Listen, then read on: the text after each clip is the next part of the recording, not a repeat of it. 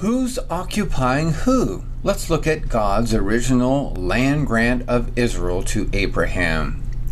From Jeffrey Grider of Now the End Begins. In the same day the Lord made a covenant with Abram, saying, Unto thy seed have I given this land from the river of Egypt unto the great river, the river Euphrates, the Kenites, the Kenizzites, and the Cadmonites, and the Hittites, and the Perizzites, Rephaims, and the Amorites, and the Canaanites, and the Girgashites, and Jebusites. Genesis 15:18 through 21. And here's the picture of all that land. But here's what Israel actually has right now.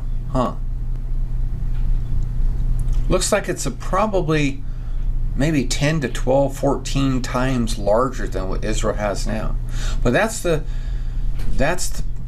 land that is promised to them. And when will that promise be fulfilled? The millennial kingdom. The tiny little fraction of Israel proper that the Jews have at the current moment pales in comparison with how much God says they really have. For all the land which thou seest, to thee will I give it, and to thy seed forever. Genesis 13:15. In our day, much is made of a current conflict between Israel and the mythical Palestinians, and the seamless, endless battle over who is entitled to how much of the land. People talk about the ownership of the Gaza Strip, the West Bank, and the ever popular canard calling the two-state solution, as per John Kerry and many others. But all of these are straw men that obscure the real issue.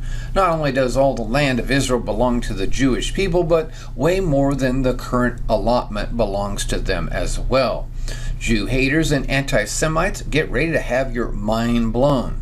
As Genesis 15:18 through 21, it says, again, in the same day the Lord made a covenant with Abram, saying, Unto thy seed have I given this land from the river of Egypt unto the great river, the river Euphrates. For those of you who are not geographical scholars, here is the original land grant God gave to Abraham in bullet points. The upper right portion of Egypt, as we see right here. I think so. Yeah, this is Egypt. And that there's the upper right hand. All of modern day Israel, all of Lebanon, which is, I believe, right here, yeah. All of Syria, a piece of Turkey, half of Iraq, the northern half of Jordan, and a little slice of Saudi Arabia. Shall we pause while we let that thought sink in for a moment or two? Because that's how much land rightfully belongs to the Jewish people.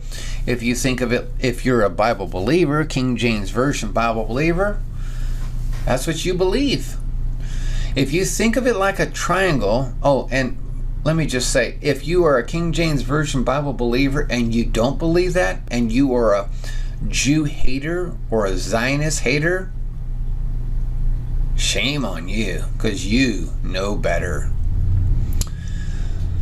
If you think of it like a triangle, you go approximately 1,000 miles across the bottom, going from left in Egypt all the way right to Kuwait, up 500 miles to the top in Turkey on the one side, and 500 miles down to the bottom on the other side. You end up where you started in Egypt. That is one massive land grant.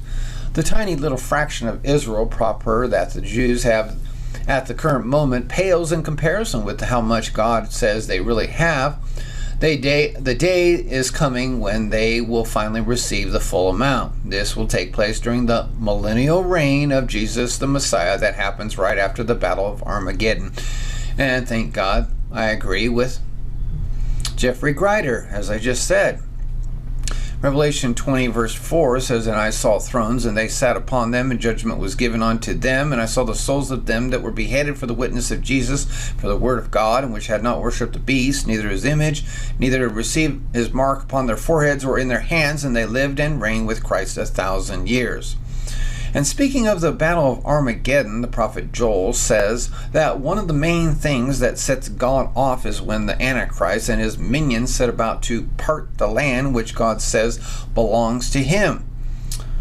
For behold, in those days and in that time when I shall bring again the captivity of Judah and Jerusalem, and I will also gather all nations and will bring them down into the valley of Jehoshaphat, as it says in Zechariah 12, and will plead with them there for my people and for my heritage Israel, whom they have scattered among the nations and parted my land. Joel 3, verse 1 and 2. So when you hear people talking about the two-state solution and how they are going to divide Israel and give it to the Palestinian state, which there is no such thing as a Palestinian state. Yes, there were Palestinians in the Bible.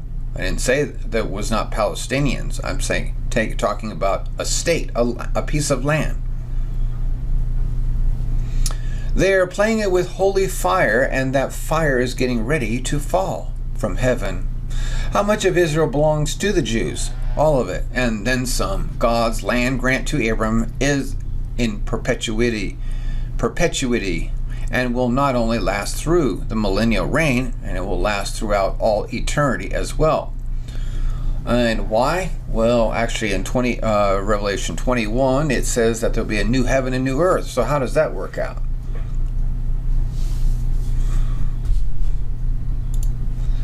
Well, you go to the next chapter, the final chapter, Revelation 22.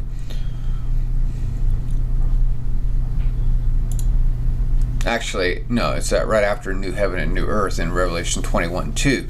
And I, John, saw the holy city, New Jerusalem, coming down from God out of heaven, prepared as a bride adorned for her husband.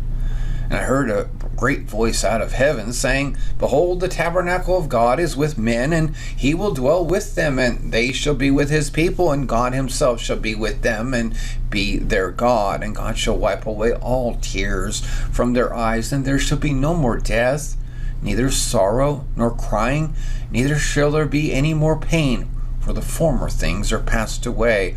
And he that sat upon the throne said, Behold, I make all things new. And he said unto me, Write, for these words are true and faithful. And he said unto me, It is done. I am Alpha and Omega, and the beginning and the end. I will give unto him that is athirst of the fountain of the water of life freely. He that overcometh, and I love this because there's so many things that pertain to this. As it says, I will give unto him a thirst of the fountain of the water of life freely. What's the water of life? Jesus is the water of life. Jesus is the Word of God, John 1:1 and 2.